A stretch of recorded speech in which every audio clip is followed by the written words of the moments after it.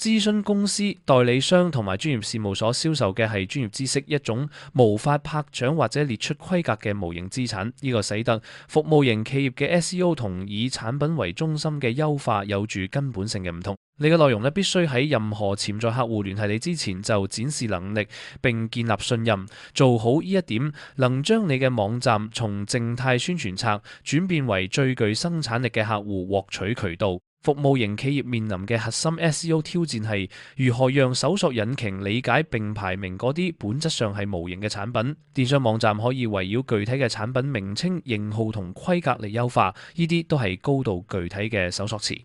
而服務型企業必須圍繞問題描述、解決方案類型同行業類別等更抽象嘅概念嚟構建其搜索策略。呢個要求更深入嘅關鍵詞研究同更具策略性嘅內容規劃。為每項獨特嘅服務項目創建專門嘅關鍵詞優化嘅頁面，而非將所有內容混合埋一齊。係一家提供策略運營同埋數碼轉型嘅管理諮詢公司，需要為每個學科建立單獨嘅着錄頁。專業服務公司同埋財務諮詢事務所喺每項服務擁有獨立嘅優化入口時，能喺搜索結果中睇到可衡量嘅潛在客戶增長。每個服務頁面應該清楚說明呢項服務解決咩問題，適合邊類客戶，典型嘅交付流程同埋時間框架，以及你嘅方法論與競爭對手嘅區別。案例研究係服務型企業最強大嘅 SEO 內容，佢哋自然地融入行業關鍵詞，展示經過驗證嘅結果，